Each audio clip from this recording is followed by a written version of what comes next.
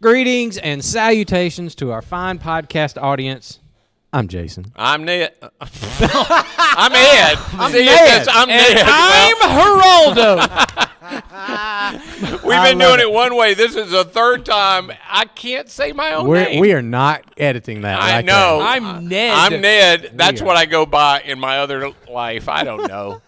We Ned. are leaving that one. Wow. I'm Ned. I'm so happy I'm here to hear that. That was great. We're here at episode 95, guys. Did he ever get to say who he was? He did. I said Geraldo. That's who he is. No, I am.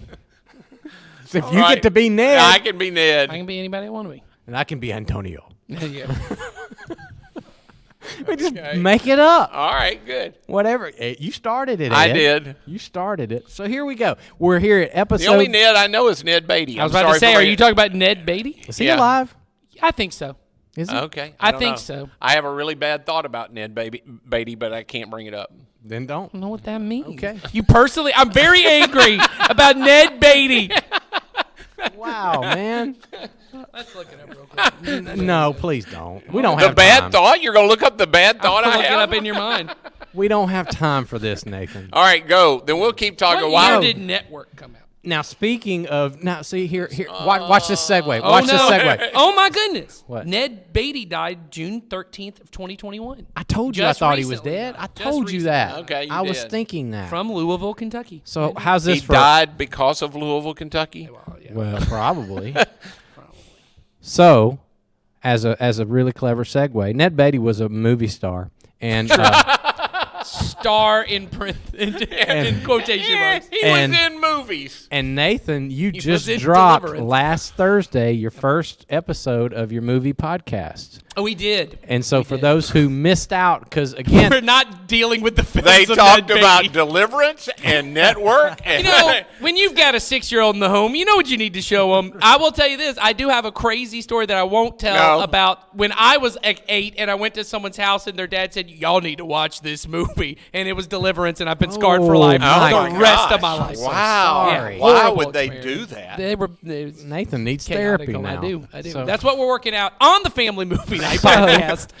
So last week you dropped your first episode. We got your second episode coming up this Thursday, which is Thanksgiving Day, Thanksgiving. which is a great time when families are at home watching movies. That's our idea, is to start this right up at the holiday season. It's a natural time for you to go ahead. Everyone's going to be sitting down their kids and showing them movies already. Probably movies your kids don't want to watch. Right. So we're going to Exactly. try and find some movies your kids might actually want to watch. Exactly. Give you some ideas. I'll tell you. They don't want to see Jimmy Stewart. No. I will say this one is older than people think it is, but our first one's going to be Home Alone. Came out in 1990.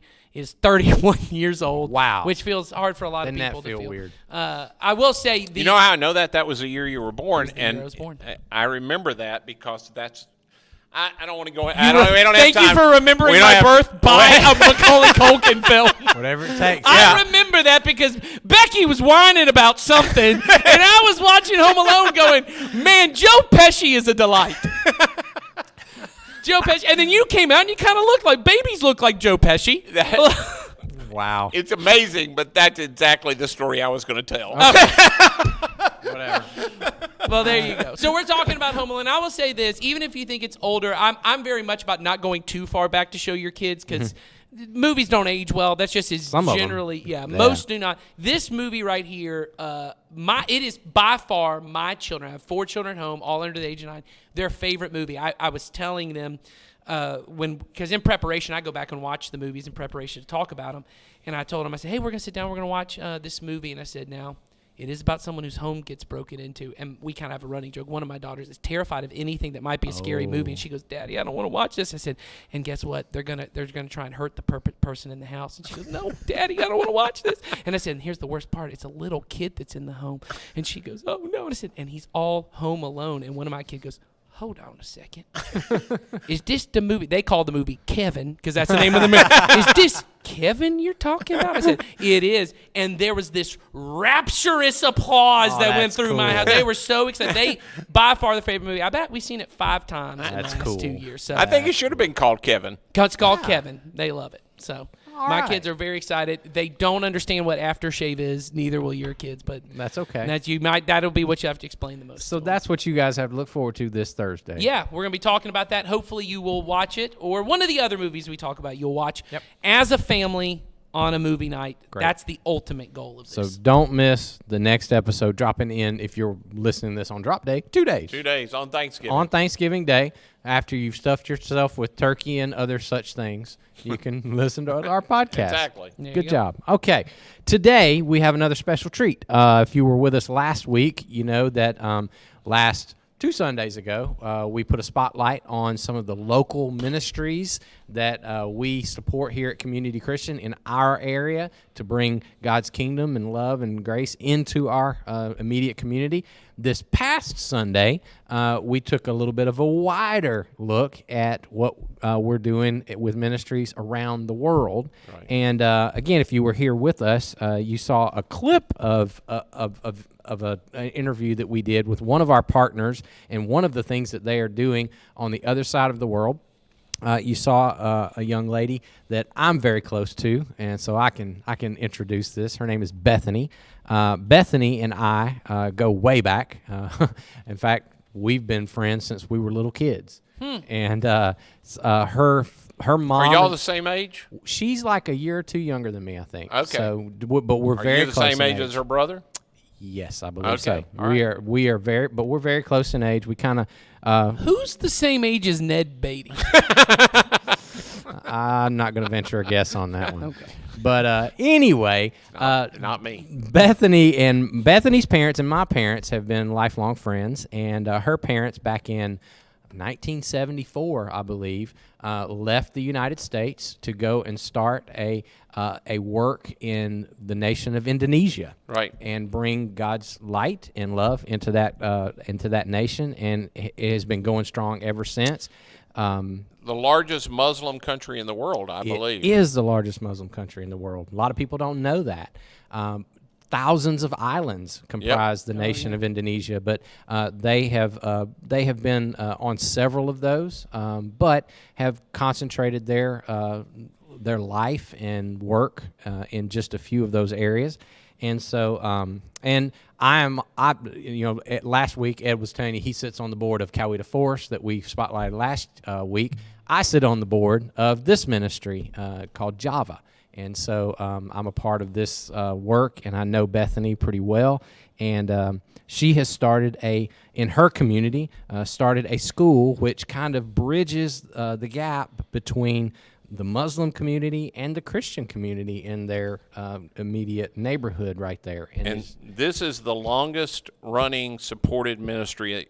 They have been supported since day one of Community Christian. Yes, they have. Since day one. Yes, we've been partners with Bethany, her father Dennis, her mom Lynn, and their entire work over there. And so at our last board meeting, I had just sat and listened to Bethany talk about a school called Fast Start that she had begun over there, and I was just amazed at some of the work being done over there, some of the bridges that they were building in that community. And so I asked Bethany, I said, would you just get on Zoom with me and let's talk about this? It was kind of fun because there was 13 hours difference between us. So basically I was at 8 o'clock at night, I was talking to someone who was just getting up the next morning. It was amazing. I told her, I said, this is my longest or distance Zoom call ever. But Bethany talked a little bit about the work that they're doing there, and just tells a few stories of some of the relationships that they've built there, and just all the great stuff. I just think she's sharp. I know I'm partial because she's a friend of mine, but man, her and her husband and her family over there just doing amazing work, along with what her father started. And so we wanted you guys to see a little bit more in depth of that interview, because you only got to see just a piece of it if you were with us on Sunday. So for the rest of the podcast, we're going to just play that interview for you and let you get a little bit more flavor of what Bethany and her family are doing all the way on the other side of the world, and how you guys, as a part of Community Christian, are supporting that. So this is the interview with Bethany. So you guys watch this, and we will be back with you next week. Bye. Bethany, why don't you start by, why don't you just tell us a little bit about your story to start with? You are a missionary kid, and I know that comes with a story. So why don't you tell us a little bit about how you came to be in Indonesia, and a little bit about your family and about the ministry there, and how you just introduce yourself to us a little bit. Okay. Well, like you said, I am a missionary kid, and I can't imagine my life any other way because it started out that way. I was born in Indonesia and raised here. I was raised by a family that was committed to being here long term and to making a difference here long term. They searched for places to go when they first wanted to come out in 1975 and didn't know where they were going to go. But the door that got opened up was Indonesia, despite thoughts that they were going to head to Latin America because they had both visited Latin America previously. God said, nope, not what I have in mind, not where I have planned for you to go. And so they arrived in 1975 and had worked on and off here until they retired just recently. But being a missionary kid, of course, means I grew up in two cultures and never knew really which culture I needed to fit into at the time. I joke about being a chameleon, being able to adapt to wherever I am, knowing that I need to be able to fit in Indonesia and being able to fit in America, that it's important to be true to who I am no matter where I am at, but being able to know what's culturally appropriate wherever I am. Of course, that's been challenged by moves within Indonesia because there's different cultural areas, just like the South isn't the same as the North or the West in the U.S. So learning to be a part of that, learning to adapt to cultures, languages, getting the opportunity to travel since I was young was something I really was blessed with, something I enjoyed because it meant that I had a different perspective on life and that it allowed me to know that people put the world together differently, but we're all looking for one thing, and that is a relationship with the Almighty that can change our lives. That's awesome. Now, full disclosure, I have to say this. Bethy and I have known each other since we were little kids.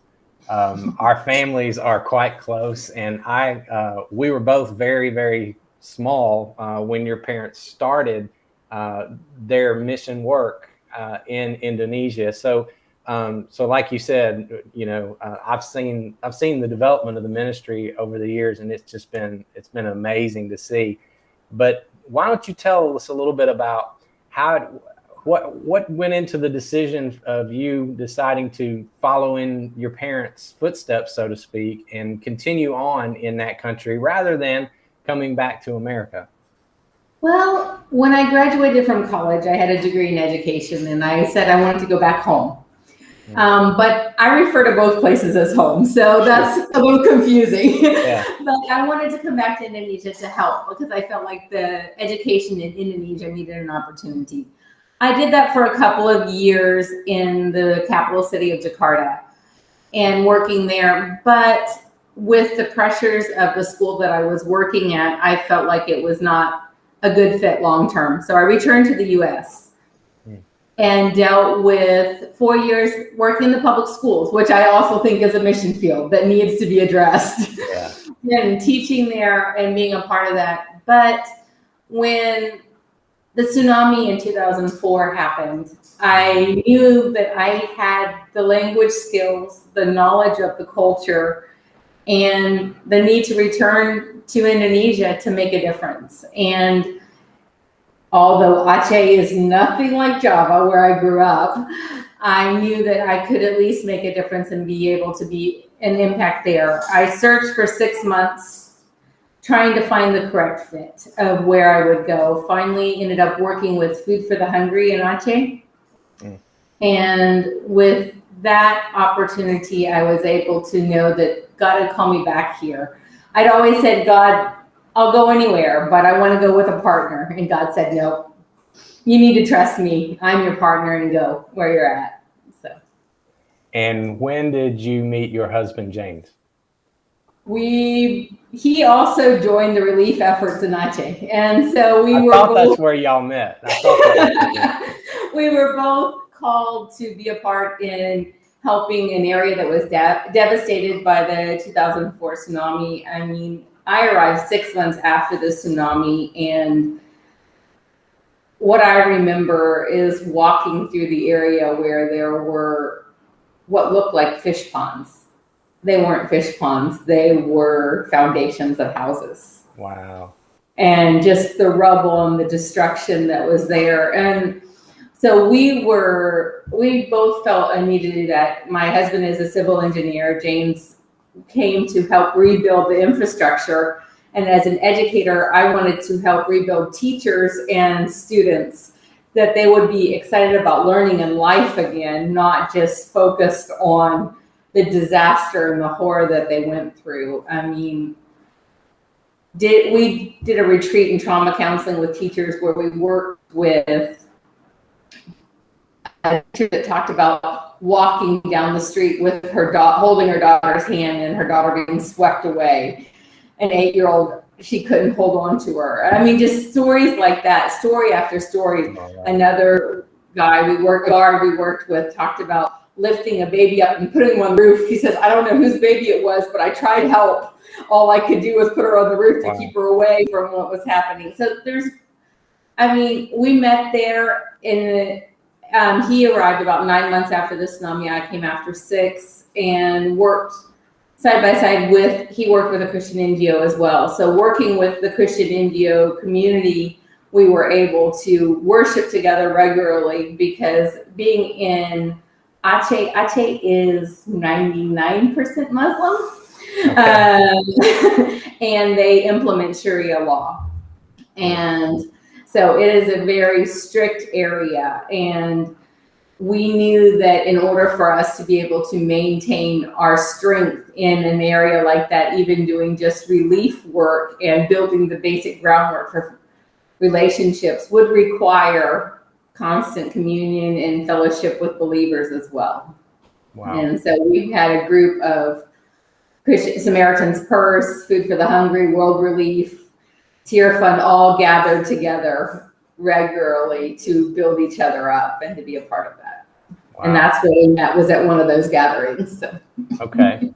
Now, you mentioned a little bit about the religious makeup of where you are. Tell us more about, because I'm assuming a lot of people who are watching this, they may not have a lot of knowledge about Indonesia as a nation, and certainly not the specific area where you are serving right now. So can you give us a little bit of the flavor of the culture there, and just what people over here in the United States just don't know about where you are and the culture and the religion and that kind of thing?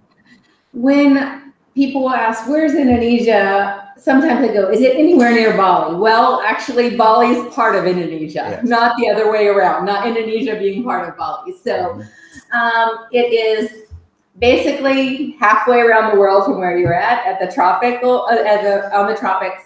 Where I currently live is in the city of Ambon. The city of Ambon is on the island of Ambon as well, and it is an area that is actually known to be where the gospel entered Indonesia. Wow. But the fact is, it used to be a great stronghold for Christianity here. Mm. But in 1999, there was a religious conflict. They claim it's religious, but my husband and others often believe that it is more political, social conflict. Okay. Under the disguise of religion. But it ended up causing Indonesia, the area where I live is probably 60% Christian, 40% Muslim. Okay. But as a nation, Indonesia is about 85% Muslim. And unfortunately, more and more radicals are emerging in this, and they are being used to try to have greater influence in the nation as a whole. Whereas, like I said, in Aceh, where we met, is Muslim Sharia and 99% Muslim. Where we are now, where my husband is from, had religious conflict. It used to be that in Indonesia, the principle is, there's 5 religions.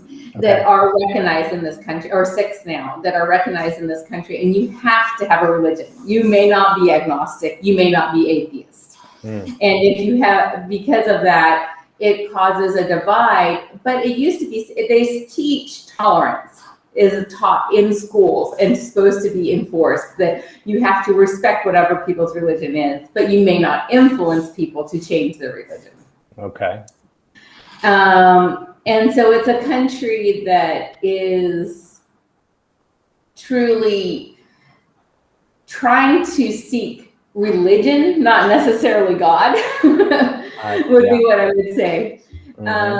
And where we live in Ambon, like I said, the conflict happened in 99, where there were burning of churches, burning of jihadists came into this area under the support by politicians to try to change the composition of this area from a majority Christian. It used to be 80% Christian, now to about 60% Christian. So there has been a great influx of people of the Muslim faith particularly. And they try to make the rules and give priority to the majority rather than the minority in the nation. So if you're a minority, as I said, 85% in Indonesia, 50% are of other religions. And so the majority is the one respected. Whereas in the US, we've got a minority is the most important. In Indonesia, it's the other way around. Yeah. So I imagine that in just the makeup and the culture, as you just described it, certainly does change the way you have to live out the gospel in your own life. Tell us about what you would see as your approach to living out the life of a Christ follower in that culture. Most importantly, as in anywhere, you've got to show love. I mean, that's the foundation of the gospel, is love. If you love people, if you befriend people, they can't say you can't talk to your friend about what you're passionate about and what you love.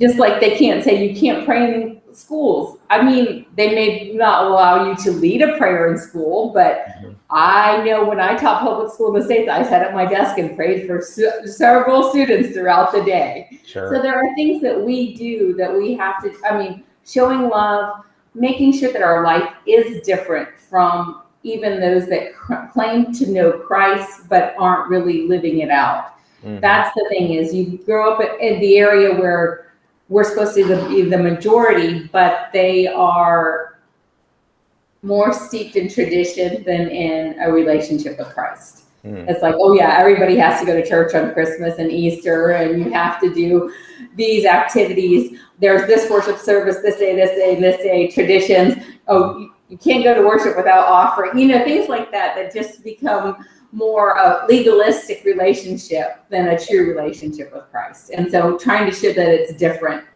What's so interesting is I would say 98% of that answer that you just gave would be the same answer that I would give for someone living as a Christian in America. And I think a lot of us, we think because of the religious makeup is different and the culture is different, then there is such a radically different approach that we should take. And it really, like you said, it's not that different if you stay rooted in the gospel, which is love. I think that's such a great insight for us to have, Definitely. We can't do anything without him transforming ourselves and then us sharing that. Absolutely. That is so great. Well, you mentioned this a little bit already. You alluded to education, and I wanted to talk a little bit about your school. I know that is probably your greatest passion. And so I would love to hear, and I know our people would love to hear more about your school, Fast Start, and what that is and how it came to be. Well, arriving in Ambon, I was concerned about education, as I am about education throughout Indonesia, because the principles of education are rote memory and a lot of authoritarian teachers that don't encourage thinking a lot of times, and I want to transform that. I had the opportunity to work with Save the Children here in Ambon, doing child-friendly schools. And when I started doing that, training teachers about remembering that education is about the students and not about what the teacher gets out of it, and that we need to be in it for making a difference in their lives, I learned that corporal punishment and ridicule were a regular part of education in this province. Oh, wow. And when I learned that, knowing that I had children myself that needed to start school soon, I began going, okay, God, what am I supposed to do? I can't send them to this, particularly in kindergarten, and think about them facing that. And so that was one of the motivating factors. The other thing is I wanted a way to build relationships between the Christian and the Muslims that had been separated because of the conflict. They used to live side by side. Now we have Christian villages, Muslim villages, or neighborhoods in this town. And because of that, I'm like, if they don't interact together, they'll never learn to trust each other, never learn to have a relationship with each other. And if we can't destroy the stigmatism that you can only be friends with Christians, then you can't make a difference. And so when I knew Kiara was about to start kindergarten, I'm like, okay, we're going to start this. And I started a bilingual school, also wanting to make sure that my children had a strong foundation in English so that they could fit in wherever they were, because that wasn't available in other schools here in town. But also developing their character and building relationships. So that I always say we plant seeds of truth in our character building classes. We don't necessarily say that honor your mother and father so that you may live long. We say that, but we don't say where it's found. Because if we say the reference, they'll be go, oh no. But if you say honor your father and mother, oh, like, oh yeah, that's great. Yeah. We can accept that. That's right. And so we really try to make sure that we are teaching foundations of truth from a young age and developing their appreciation for that and making them friends. Kids don't care what somebody else looks like, particularly when they're 3, 4, and 5. Mm-hmm. Yeah. They just care that he's my friend, he's nice to me, and we enjoy each other. Yes. They don't know anything about religion other than what they're told at home. So they don't ask that question. And so they're able to build the friendships and develop the trust from a young age. Mm-hmm. And so that was a goal of being in an area that we could help build relationships with kids that were from various areas. And so we wanted to start quality education without corporal punishment, with an English basis to attract people, and then build relationships between Christian and Muslims so that they would feel comfortable. And I never would evangelize a child because I wouldn't want somebody to approach my child. Sure. But build relationships with the parents that we might have a chance to share.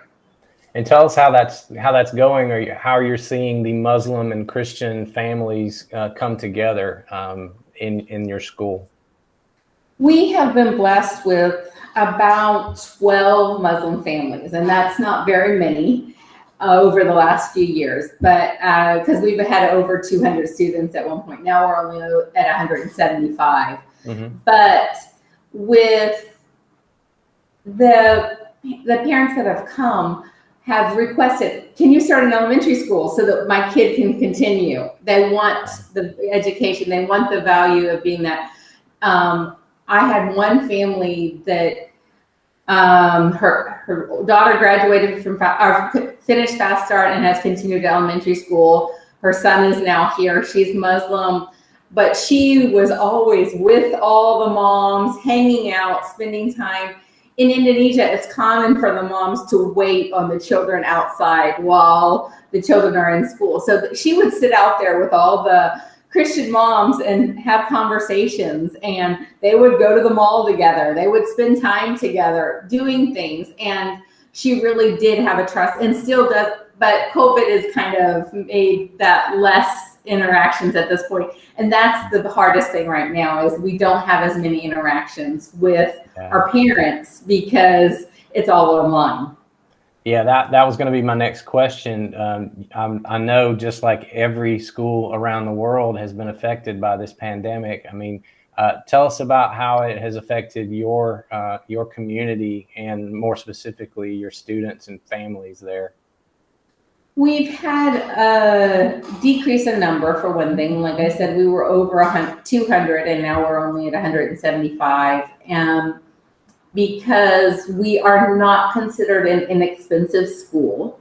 We are probably for middle class, upper middle class in Indonesia by the prices we charge.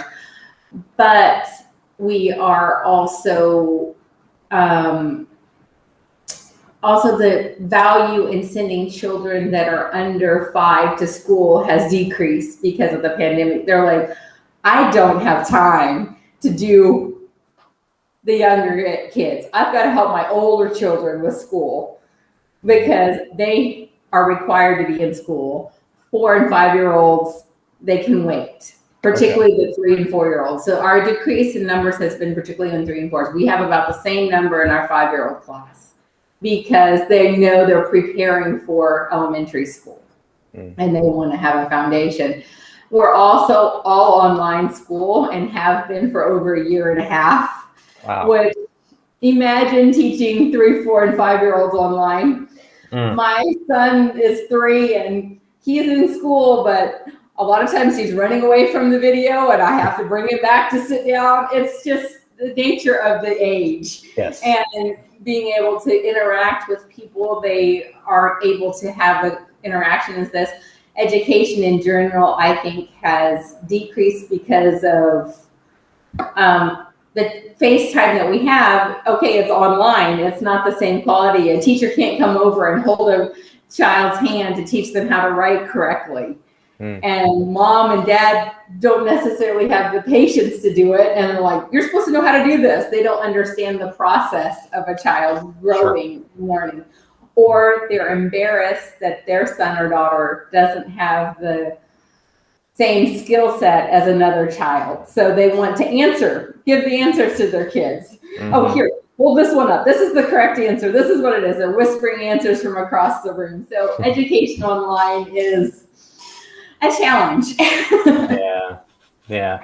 Well, you're not alone. I think we've all seen that. You know, how are the restrictions in Indonesia these days? I know last time you and I spoke, when you were in the States, there was still a lot of restrictive measures being in place. Has any of that lifted recently? Where I am at right now, we're still required to wear masks when we're outside in public. Other than that, most things are pretty free at this point, back to normal. But it seems to be that there's not a lot of COVID cases in Ambon right now. So there's been a big decrease. The only thing is travel is limited. Children under 12 are not allowed to travel outside of their area right now because of the COVID. They want to try to protect them because they are not vaccinated. Vaccinations are basically required of people at this point, or very strongly encouraged because of the pandemic, but not everybody is willing, just like in the US. Yeah. So again, we're a lot alike. Yes, people are people the world over. Absolutely, no doubt. Okay. So you may have already talked a little bit about this, but I'd just love to hear just from your heart. What are you seeing as God? What has God done through your school? What you would consider His greatest victories in these past few years? Well, I am extremely grateful to God for providing me with a great group of teachers. They are passionate about what they do. They love the kids and they really have a heart for working for this. I was always a little hesitant about hiring somebody that was not a believer. Last year, that changed. Yeah. I hired Miss Elsa. She is Muslim. She was raised in a Christian area, though, and she grew up here. She was not living separate from the Christians, so she knows a little bit more. But she is quite devout. She says her prayers at school. She wears the head covering that is quite long. But it's an awesome opportunity to share with her. Every morning we have devotions together as a staff, and we share the word. Every morning that we are at school, that's Tuesdays and Thursdays, and then the days that they're online doing school education, I send out verses, and I know at least she's getting to hear the scripture every day, whether she applies it or she reads it. I can't force her that, but it's an opportunity to share. And I love that we are at least being able to pour into her relationship right now and to build her. Who knows, she might be the key to the whole area where she lives, because she lives in a very radical area in the town now. So it's a great opportunity there. I'm grateful for the students that we've had that were willing to trust Fast Start with the education of their children, even though they knew at that time my teachers were all Christian and they knew that, So wow. I've had the 12 families that sent their children here. I've been blessed with that, and that we still have the opportunity to build their relationships with them. But so we're seeing slowly that people are beginning to trust us more. And that's the most important thing, is building the trust first, building the relationship in the community, and then knowing that we love their kids no matter who they are. Yes. And that's the other thing, is a lot of schools in Indonesia test kids to get in if they're private schools like us. We don't. I'm like, you don't test kids. They come in, you take them where they are, and you take them to where they need to go. I love that. That is such a great approach. And I'm so glad you brought up Elsa, because I know you and I had already talked about her the last time we spoke, and I could just tell then, your face lights up when you talk about the relationships that you've been able to build with her and with that greater community. So that is I love that. That is such a God story. So thank you for sharing that with us. What can we do as a congregation all the way here on the other side of the world to help you? What can we do what do we need to pray for when we think of you and your school and the entire mission that you guys have over there in Indonesia? We would really appreciate prayers for the restrictions on education to be lifted. Education online is very difficult, as I said, and at this point, there's no indication that it's going to end anytime soon for the younger children. They're talking about middle school and above that have been vaccinated being able to go back to school. But that's not our area where we're working. So being able to do that we would be able to attract more people from the Muslim community to be a part, that they would trust us, that we are here, that we are making a difference, and that Elsa might be a part of that. With last month, Elsa entered a video competition on teaching creatively, and she won, representing Fast Start. And the teachers in the community were like, "Oh, we didn't know you had a Muslim teacher." I said, "Yeah." And they're like, "Oh, wow." And so they were shocked by that too, that just changing that mindset, but just being able to continue to know that that we're shining a light and we're making a difference. I'd also ask prayers for my teachers. A lot of my teachers are the breadwinners in their families. Okay. And their finances have been tighter because of COVID. Some families are without employment other than their daughter that works at Fast Start or things like that. And just the importance of making sure I invest in them, I build them up, but that they also are able to be a blessing to their families and minister there, that they have such a heart for that, even within their own families. But yeah. Wow. Thank you so much. That gives us a lot to pray on. We certainly will do that. So thank you, Bethany, for spending this time with us. And I just want to say on behalf of Community Christian and our church family here, we have we've been behind you the entire time, and even though we may not see each other very often, we are connected, and we are so proud of what's going on over there, and we just thank you for your shining that light into that part of the world and allowing us to be a part of that and partner with you. So thank you. It's a privilege to be here, and it's all for God's glory and His work here. Absolutely. Yes. Thank you so much.